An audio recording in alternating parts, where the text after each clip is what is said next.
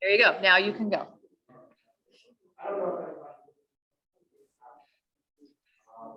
Welcome to our general rules committee meeting. My name is out of New York. Anyway, thank you, company. We say thank you to Sandy every time she comes, every time she's at a meeting, and we can't say that. You know, almost, the nice thing about having Sandy here is that Sandy is the biggest advocate for what, even though we spend hours on the phone today for softball. And Sandy, you have more than one sport, you cover softball and Waterpolo. I got a room committee and she said waterpolo. and she's constantly on the go. So, but I will say this. First rules committee meeting that I was invited to was, I believe, probably 2000. And I believe I was the first one that was a non-selected member to be invited. But I was also a non-voting member. But I brought NISCA into the meeting. We used to have some NISCA members on the committee. But now we have a voice. So the makeup of that committee, now let me explain the makeup of it. Is different zones throughout New York, throughout the nation. Each represents about 4, 5, 6 different things. And you get selected pretty much by, it's a rotation in your zone. When it's your turn to come up, your state executive director or whoever will appoint you as a 4-year term, I believe. And so we have representatives from all the zones, but not necessarily swimming people. I would say this year the makeup was probably 2 or 3 of us had any kind of experience with swimming or not. And that's scary in the fact that we're making rules that the United States are kids, and it's not fully represented by people that are experienced with swimming and diving. But the nice thing, and somebody said this, and I thought it was really appropriate. We had a gentleman from Kentucky who played football for Kentucky, unfortunately. No, he wasn't happy about that. But he said he was a football, basketball, track. And when he got to the state association, they gave him swimming, softball, and something else. So, and that's what happened. But he has a different view. It's a clean slate. He's learning, but yet he's giving us something that might be different view.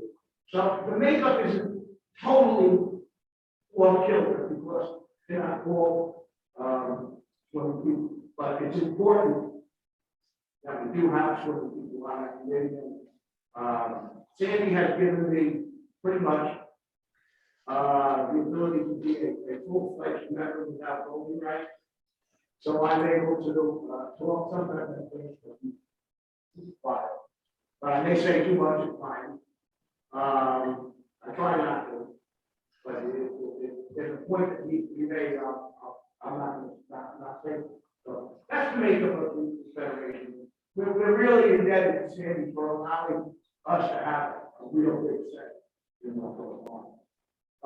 Unfortunately, this year the rules won't work.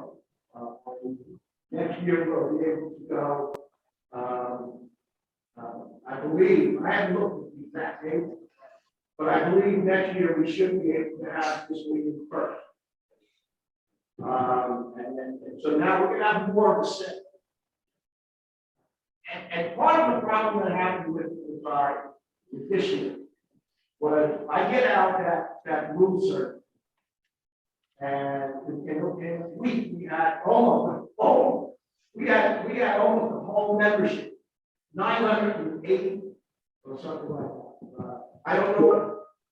Eve, who did you send that out to? Did you send it just to them? Oh, no. I sent that to everybody. Everybody, like, even if they weren't. Mhm. Okay. So we had 1,000 people. Now, years ago, as Arnold, we were saying, we were talking, there used to be 100 people in this room. Till 12 o'clock, 1 o'clock in the morning, going over the rules. We start after the meeting, we come in here, eventually they did away with the year. But we used to have 100 people in this room. We would have one person over here and one person over here to count. For every rule, every time, and we had, back then, we probably had, we could have 25, 30, 40 different rules. It was great, but the Federation listened to what we said. They don't necessarily, they're not gonna carte blanche rubber stamp, but they listen to what the coach said. So this year, what we did, we had 980, and every single one, except for 2, were an 80, 85-ish to 15-ish in favor of the rule. Every single one of them, except for 2. And maybe I think I give it to give it to you, and maybe we can publish that, maybe Dave can publish that. We'll see. But the only 2 that were controversial, died. 25, the 6 died. But what I'd like to do, before I do that, the problem with a survey is that, and we used to take a survey before we made this back then. And we come here with an 80-15 split on something. We discuss it here, and all of a sudden it's an 85-15 split the other way. Because we've had, we had communication and we talk, and things change. And so that's one of the pitfalls about a survey. It kind of tells you what you want to know, what you want to hear, but yet at the same time, there's no give and take. And that is the pitfall of the survey. Next year, we'll be able to have a survey at time, and then we'll go over. And then we'll probably come up with something different. Depending on the rule. I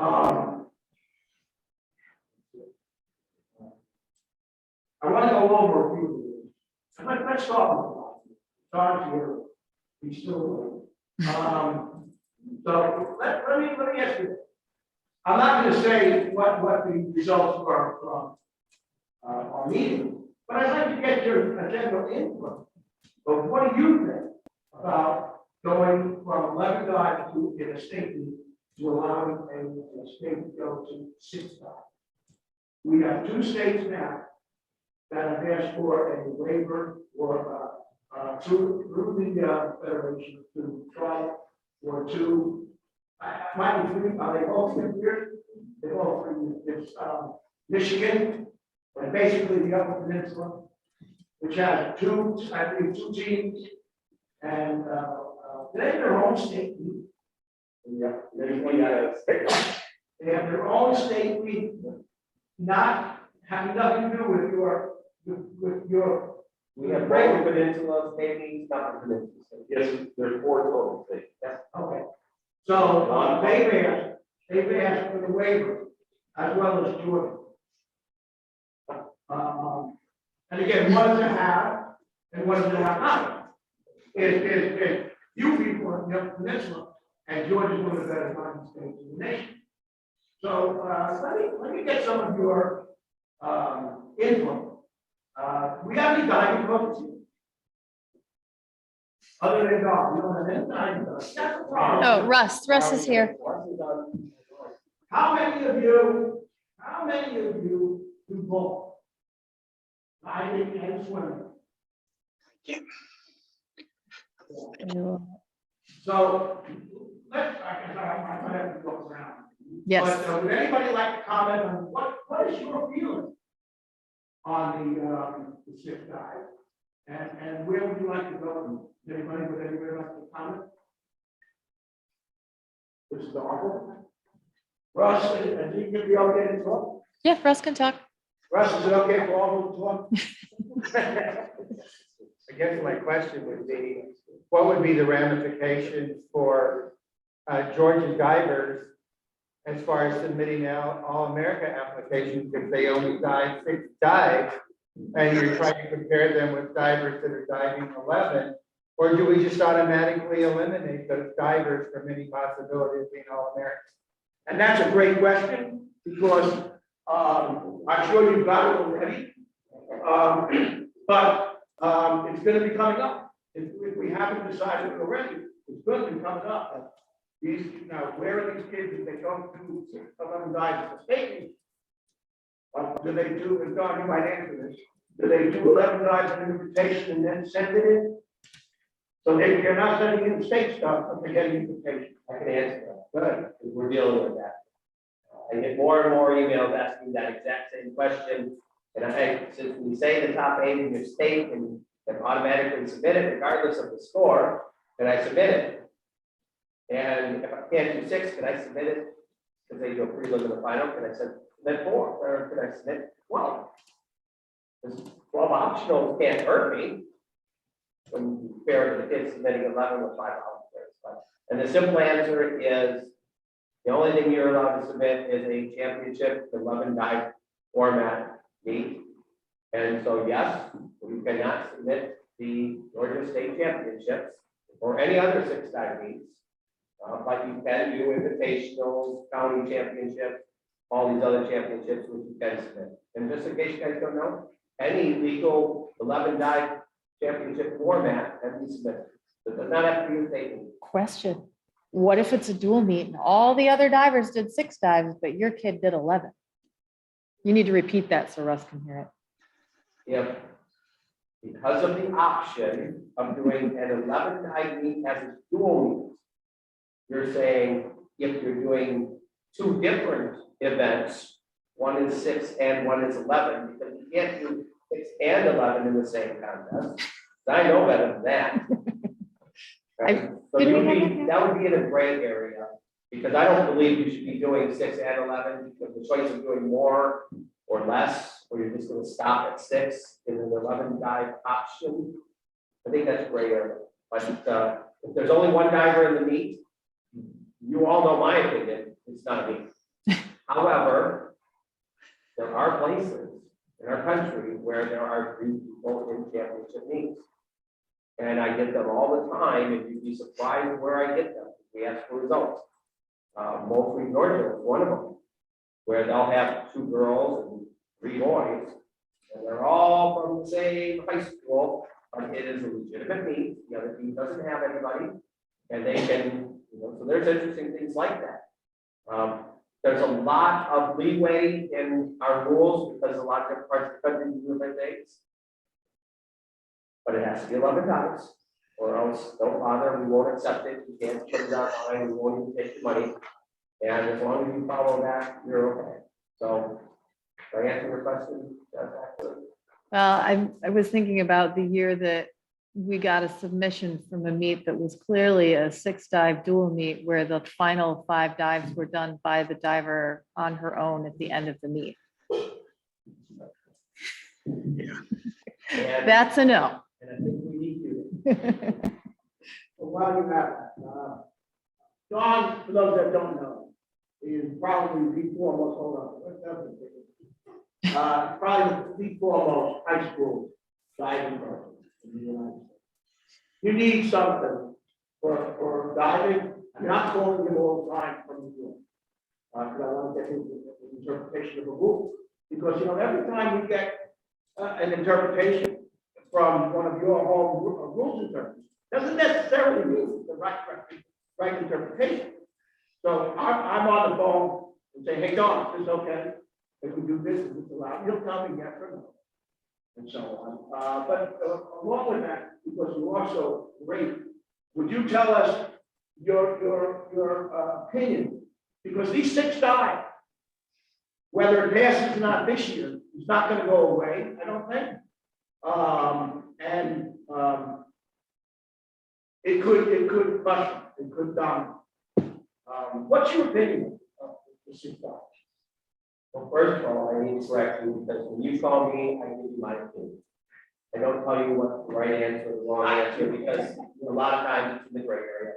But I do have these discussions with a lot of people around the country. There's a lot of interesting situations that are addressed. My opinion is very simple. When you have a standard that is set, and the championship meet has been, the 11-dive championship meet has been the standard for as long as we've known it. All right, this is in the 50s and 60s, this was set. And we haven't changed it for a long period of time. It's still our standard. It's accepted around the world as the standard for championship meets. And we've strayed a little bit for TV to go to 6 dives so that we could actually have our sport on TV at the upper levels. But what it comes down to for me is that the fundamentals of our sport are very important, and without them, our sport will get worse, not better. So eliminating voluntary incentives. Anyone like to add something to that? All right, let's stay with diving for one more question. And we'll move forward. But another thing we discussed at our diving meeting was the reason why they go on the 6 dive is one of their rationale is to stay in the dive. Now, again, speaking to Don, he said they don't commit to doing this for a while, and it hasn't changed any. They haven't increased their number. So that rationale is kind of a question. But we all know that each school, a lot of schools are taking their diving out, or not having a dive. We're trying to figure out a way in which we can possibly, make diving more creative, make it exciting, and go up and do a bunch of swimming coaches, which is going to be more exciting discussion. And honestly, I think we're going to have to talk this up and see where we go. We're going to need some support. But one of the things that came out of Dawn's meeting, I don't know if I'm taking anything away from your meeting, but you said I can do it. We're thinking of running a diving relay, adding another event, a diving relay event, which would probably, again, it's not, so we don't have a full track. But one of the things we've been talking about is 2 divers doing 3 dives each, a diver, dive sheet 6 dives. When it would be, well, everyone's complaining that we want, the 500 kids want to break. I'm not saying it's going to go be right after 500, but that might be a possibility. But again, think of it this way. Your son or daughter is a diver. They do 6 dives and that's it. And most of the time, the dive parent will leave. And then when diving does happen, what happens is all the parents leave the pool, except for the diver. The kids go here and there, because it's only worth 10 points. When it's 6 more, in the 6-lane pool, it's 13. So it's worth 13 points in the scheme of things. If we added another event and score it as a relay, 8-4-2. All right, that would give an extra 12 points in. So that would mean divers could contribute 25 points. It would make it for them, they would be more important. So that's something that we're thinking about. Let's move out of the box, trying to help. Anybody have any thoughts, questions on that? Second one, you're not coaching it. I'm not gonna say a word. Anybody? Yes. Wait a minute. Don't be afraid. It's just for, so Russ can hear. Yeah. All right, so are we just asking about the relay idea? Okay, there's a lot of schools, from a small place around me, that don't even have, they have a hard time getting one diver. So to do that gives all of the bigger schools an advantage because they have more than one diver. Also, yeah, I don't like that idea at all. And I love diving and married to a diver, and I coach diving whenever we're on away meets because our diving coach can't travel most of the time. But yeah, I don't like that idea. I'd rather ask you. Anyone else like to add anything to that? All right. Well, I'm not gonna ask for a raise in there. I mean, who would like it? I'm afraid of you. Anyway, okay. Well, that's our guidance today. Wow. All right. So let's move on. One of the things I want you to think about now, you have to move. Want to challenge it. Because obviously we already know what the rules are, and the rules have already been submitted and voted on. But what about next week? The ledge was never a proposal. But for some reason, the ledge has been proposed every year passed.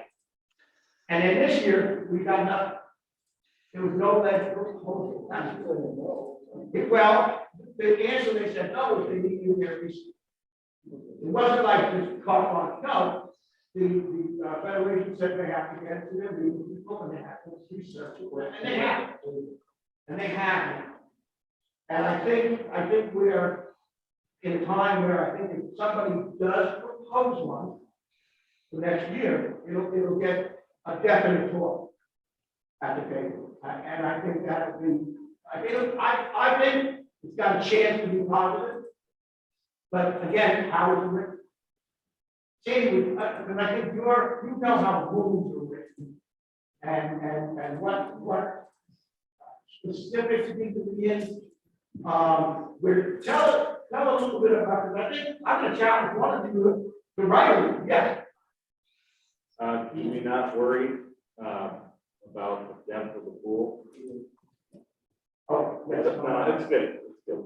You can just repeat it. I'll repeat it. The depth of the pool for the ledge, not the wedge, the ledge, and not being proficient enough to do a backstroke start with that.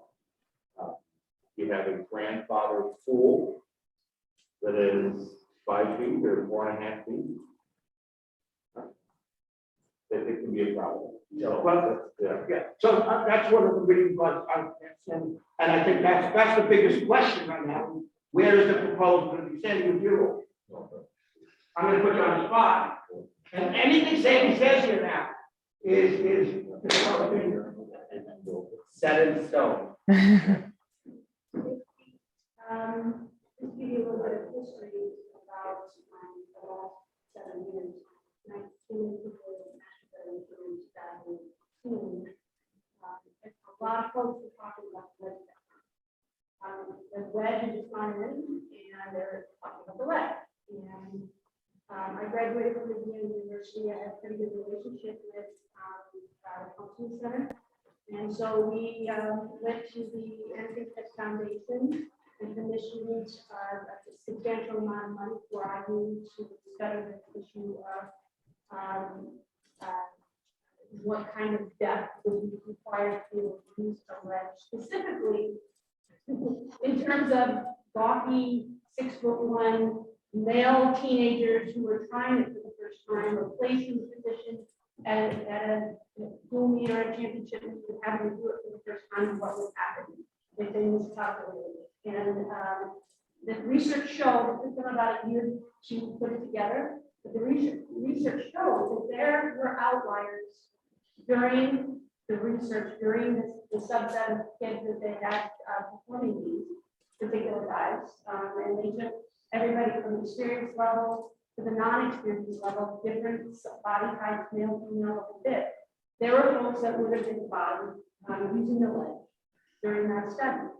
So that would be enough information for the NFHS to say ledges aren't necessarily suitable for starting for fuel. And I will say that person knowledgeable from a manufacturing company who was making the ledges at that time said maybe that piece of equipment is not under the high school training. And I said, would you go on record and say that? So I think we did our due diligence as far as using the ledges in working water. So my thought would be that somebody would come along and make a proposal for the use of ledges in something in a tool that perhaps has 60. I'm not sure what that would be. But to be honest, that proposal was never come to. So there's no sure thing, but I think there would be a better conversation and more scrutiny and more discussion if we put a parameter on it as far as depth and the starting.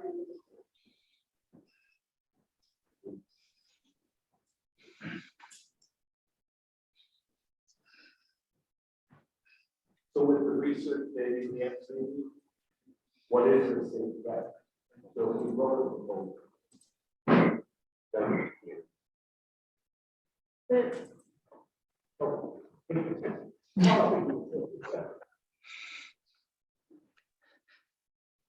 We didn't necessarily ask that question. We were just looking at what the was. But one would surmise that some of our other rules codes have a lot of lawyers that they're for their use. And so maybe with some of the other rules codes that we and the parameters they put in place about the use of ledges. One studious person might take a look at what another rules code has put in their rule as far as depth and make a proposal. Was that what you asked me? Great fun. Yeah. I'm just using common sense. If we've got two other rules codes, rule codes in USA Swimming and NCAA, enough. And two of the three are utilizing the ledges. So why not go to their rule and see what's working for them? And because they also done research, their folks have also done that kind of research. To the extent of teachers. So it would make sense to do a little investigation and see what their rule code requires. And go ahead and that's it. Swimming uses it. They do. And are So very good swimming uses in high school. Some of them, a lot of them. We're already using it in our high school. But there has to be a minimum depth. There has to be a rule somewhere that already has a minimum depth in USA swimming purposes, right? So Right. look that up and write our proposal that way. Yep. But the issue you run into is if a pool is grandfathered for a front start, right? So, like new pools, there's a minimum requirement of the depth for you to be able to dive in. But if you have an older pool, you can have blocks still, and you would get a waiver. So, yeah, you're right. So, but whatever, Brad's looking at USA Swimming. So you just write the rule and say there's no grandfather. Like, this is the depth, the proposal, you write the proposal with no grandfather. Write the proposal with write the proposal with a specific depth that matches other organizations. For USA Swimming. Yeah. Good point. 2 years ago, the proposal we did is a copy of the US guidelines. The problem that on the our end is you include the instructional components of the it would probably be depth. Very clear. Line where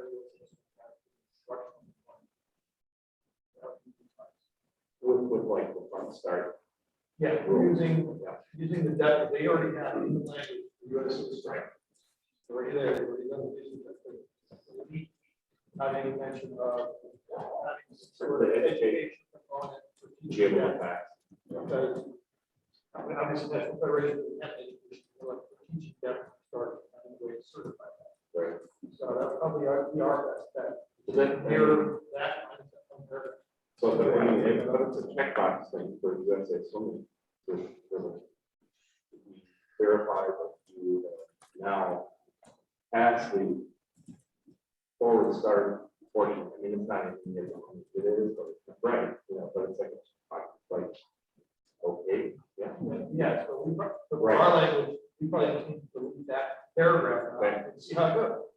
Because I think, what does it look like, 6 feet? I mean, what would be That's the standard that instruction. would, right, but the 2 meters? I mean, it could be a little. But then you're dealing with, and you're using some states that don't have those rules. Right. That's the reason we want to make sure it's available to the That overwhelming have a majority of 5 facilities or- for Right. those championships. So we mirror what this is being stated for their depth requirement competition, Mhm. minus the instructional component. Right. They have a better chance of seeing that process go forward. That's what we want to write about it. Let's take you as a swimming book. Right. You know, as you all know, the obstacles that go into something like this, were the same obstacles that we're dealing with the wedge, with the RJP. It took me a long time to get, New York to agree to do the RJP, because they're saying, well, some schools don't have them. Well, we eventually got it, and even though the schools don't have them, we got it in, and it worked. And I think the same thing with the wedges, not everybody has a wedge. My school never had a wedge, so when we went to the place at the state meeting, you know, they didn't know how to move them back and forth. And if you remember correctly, a lot of the wedges, if it wasn't done right, boom, they just took off and went behind. They heard it from the official. But this is gonna be the same type of thing where not every school can afford these things, and that goes from. So there are a number of people who have sat on the committee that are in this room. And the latest one, but Diane, what is one premise of rules that the education based action? Make sure it's safe, risk minimization, okay? Don, what did we talk about last year? Something else. Anyway, we talk about it at the beginning of every meeting. We talk about all the things that we have to consider when we're talking about. Safety report, that is extensive, that it was impressive as anything. They went through injuries throughout the country, reported, they brought in 4 different people to discuss the safety side of things. It was very impressive, the extent of things that they went through. And by the way, so they were diving in one of the safest sports out there. They didn't know that. It was amazing to see the depth of the conversations that we had. And another premise is participation. We want to provide participation for those kids who are working out in health clubs versus the 10-week facility. So some might say that we're talking about wedges for a few high elite level college facilities across this country. And we're not considering the rest of the cow pads, the pastures. I mean, where most of our kids participate. And not that that's bad, but we have to be concerned about the whole, everybody from point A to Z. And I just say that because when we have these conversations and we debate the proposal, we talk about all of that. And the lead conversation absolutely hit the nail on the head. The committee couldn't get their arms around initiating an entirely new teaching protocol. And how would that be implemented across the state? When there are a lot of facilities out there that can't get more than one pitcher for a game, or one coach for the entire team that has to enforce coach the one diver. So when you create these, you have to look at expense, availability, is it economic, can everybody have access to it? You know, we run into different users, talking about our VPs and wedges. The Kentucky High School Athletic Association still does not permit wedges at their state championships because not everybody in the state has access to it. We still have states at that level. So, I know it can seem sometimes short-sighted, but I assure you, we debate things to death and people are exhausted when they come out of those meetings, right? So you hit the nail on the head, it's just too much at one time to grasp. But for those unique situations, maybe state championships that are at collegiate facilities, maybe that's an option. But if you haven't been able to use it all year long, if you don't swim in a place that can use those, and all of a sudden you're faced at a state championship, and the top 6 kids have used them in very efficient, and then you got the rest of the folks, the rest of the kids who haven't used it. Is that placing an advantage? Is that a performance advantage to those kids who have access to something? You don't have to answer, but it's just that's one of the things you have to consider. Say what you want. So just throwing it out there with the equity, thing, like in our state team now is held with a very, very slippery pad. So the equity is not so much who's had and who's used them. Almost every kid is slipping. And that's really why we are looking to say, boy, we need. Sure, and the issue in this stage is slippery pads. And is it better to have ledges, so that kids are not slipping in general versus being proficient at using them? Yeah, I mean, that might be a better scenario than kids, everybody slipping versus everybody at least having a chance not to slip. And that's a really good scenario. I mean, what do you do with that? Here,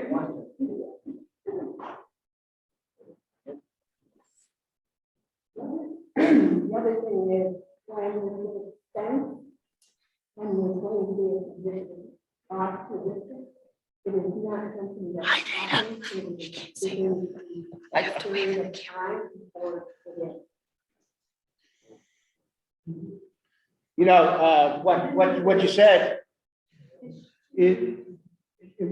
that might be put into a rationale. You know, when we do the rationale, because you need to put in the rationale, why you want to do it. We need to think about those things. It's safer to have the ledge than not in your pool. Or to not have the ledge.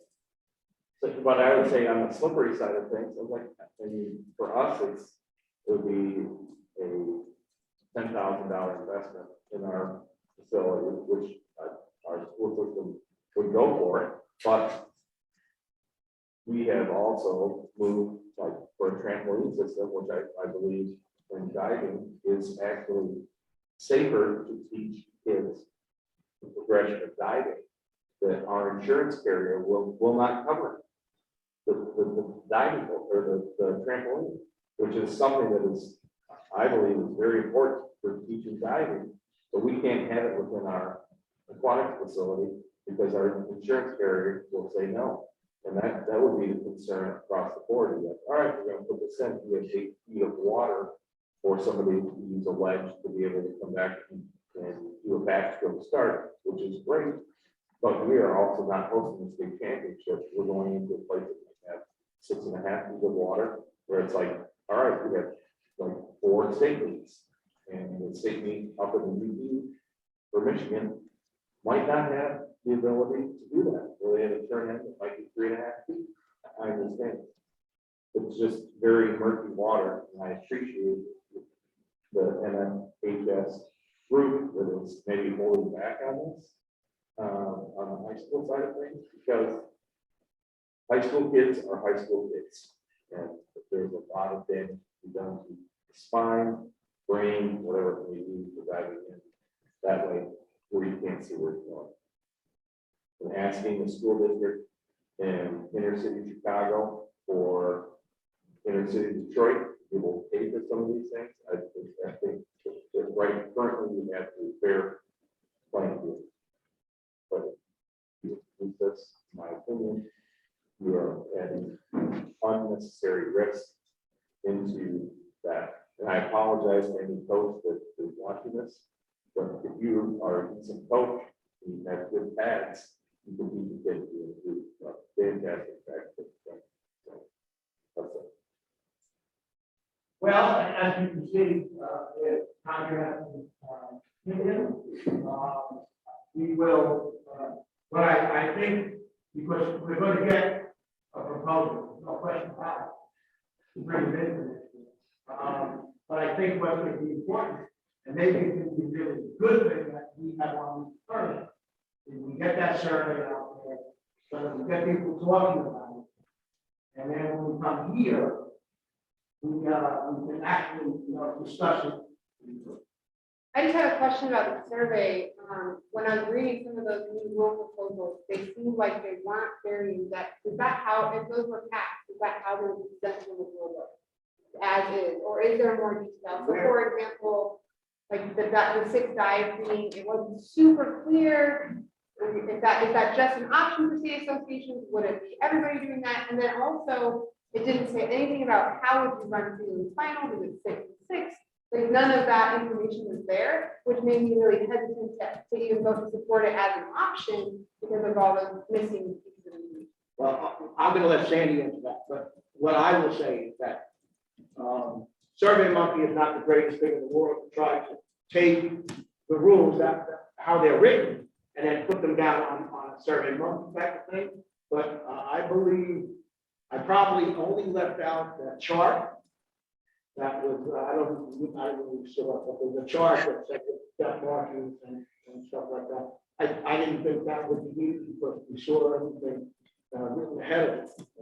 But yeah, everything that you saw on that survey was written as the rules were. But you bring up some great questions, and I'm going to let Sandy answer that question. That's why we have Sandy here. Okay, so there were 2 proposals submitted for diving for the 6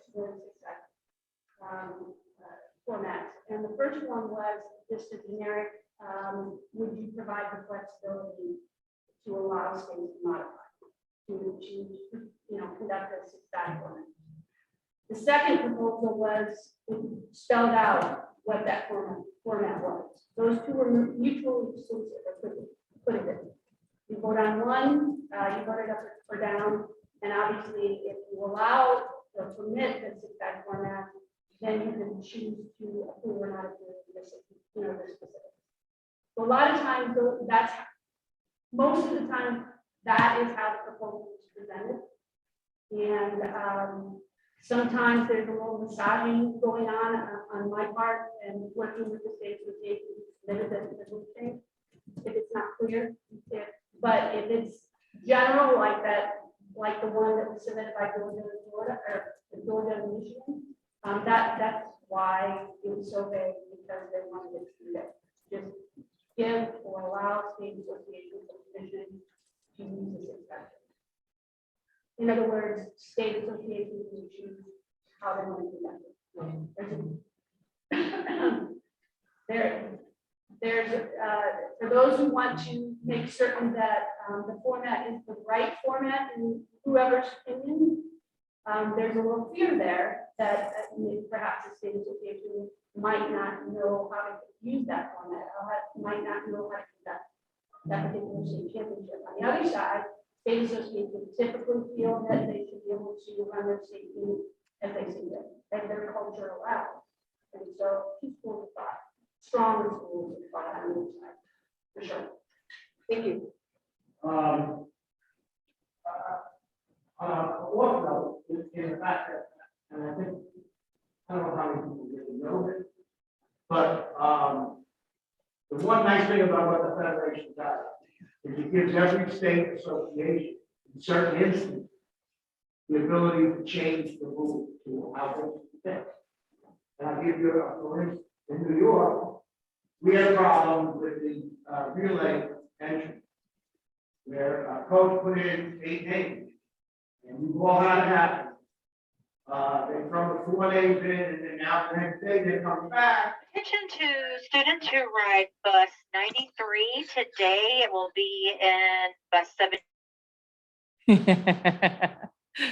So they put in kids for 5th event. Because their name wasn't, they screwed it up. And so we went back the next year and said, we don't want names we want to blank a team name for real. And we were going against the federation rule on that, unless we went through our state association, and it took us a full year to get that passed. Where we are now able to just submit real team name. And then follow the rules here, when we tell them they have to have it in, they have to have it in. And now we're going back, but they can use anybody. All I'm saying is that if you look, you've got a state, by state association, you can make a change. So you need to know. Any question on it?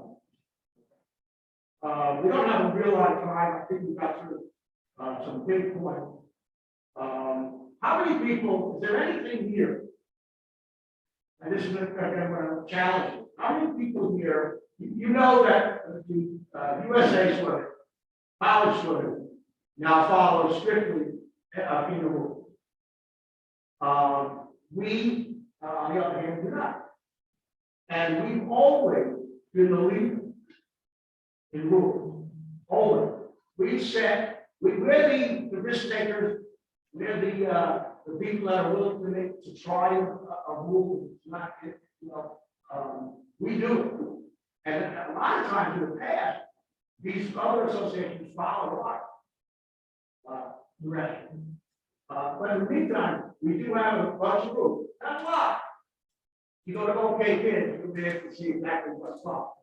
But is there anything that you would like to see for those people at USA and high school? Is there anything that you want us to look at to possibly go along with USA? Is there anything that comes to mind?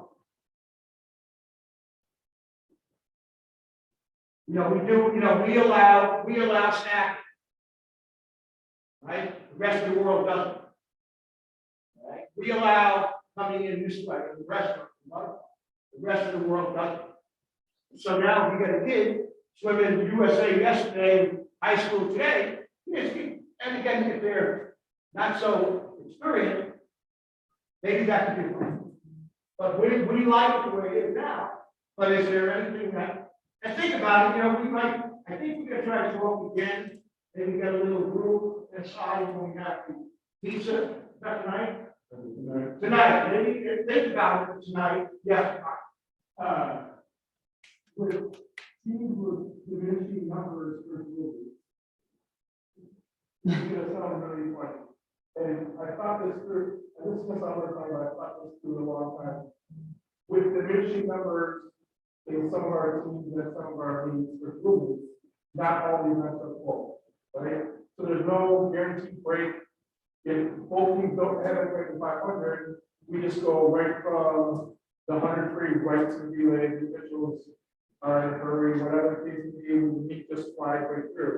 It'd be great if we could have a timeout assigned one each team, not a challenge timeout, but just a timeout to slow the meet down in case of a do meet, not for the invites, but for if I don't have all my events full and the other team doesn't, the meet, we've had boys meets with no diving with a break, go an hour and 5 minutes.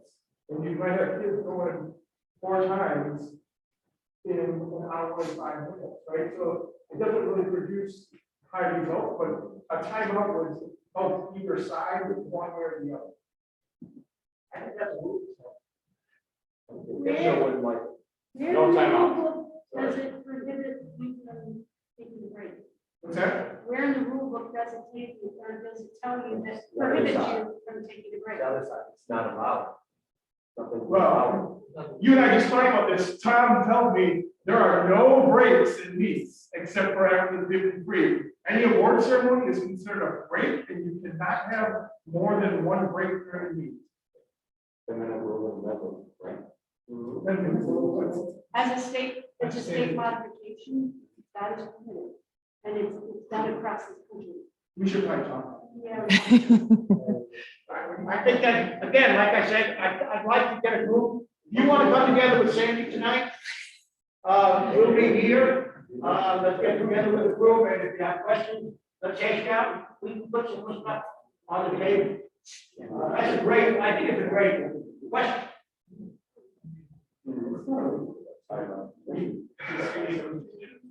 Okay, final thing I want to ask. Yeah. Before we leave, final thing that I want to ask. Is the survey. The survey itself. We showed that this organization is receptive to sending in results.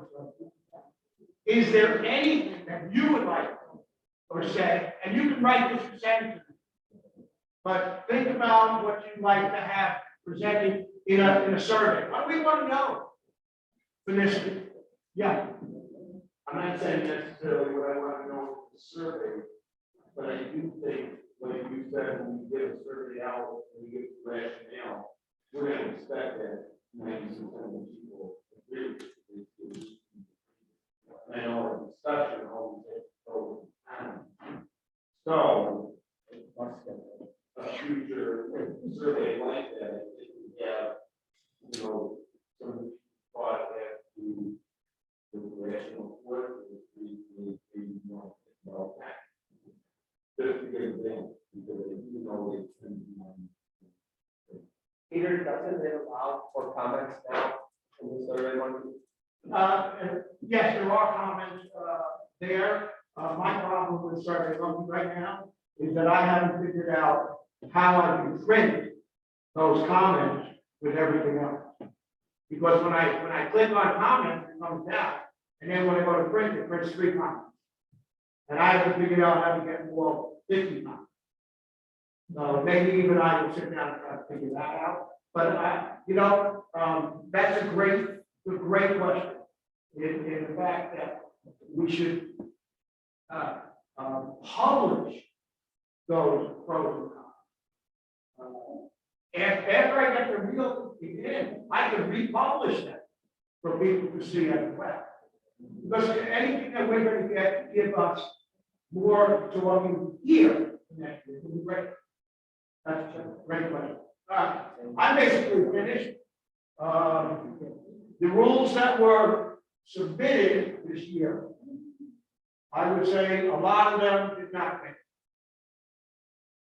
I guess Cindy will let me say that 3 did. I'm not going to go any further than that because I'm not allowed to. She can. But you know what? Is not, you're not going to be, if there was nothing in there that was exciting per se, except for Dawn's 6 dives. I know. That was the only one that was really probably earth-shattering, and I'm not going to say one way or the other yet. Mid-April, I think, is when Sandy's got 2 committees that have to go through. And after it gets through the 2nd committee, they will then publish it. Yeah. When you say states can make modifications, I cringe, because I don't believe that's the entire story. If the state decides they don't want to swim a 500, are you saying they can just eliminate that? Again, you have to read the rule book. It says in gray area, the state may make this change, but that's a good question. Because, but you can only make, and again, the states can only make changes to their rules if it's going to make them more stringent. Because if they make them lax, if they say you can have 8 people, 10 people in your event, or go to another event, then they lose what they lose. They can do that. There's no state that can't do what they want to do. Am I wrong in saying that, Andy? If they want to do it, they can do it. There are consequences, but yes. Right. Now, the consequences for some states are that if New York says we're gonna go over the vote, we're not gonna make this easier, not harder. New York would then lose its representation on the swimming committee. That's it, though. That's it. So some of these states are willing to take that and say, screw it, we don't care. We're gonna do it. So Don, but there are very many instances where the state can make changes, where the federation gives the state the option. There aren't a lot of them. Any other questions? Great.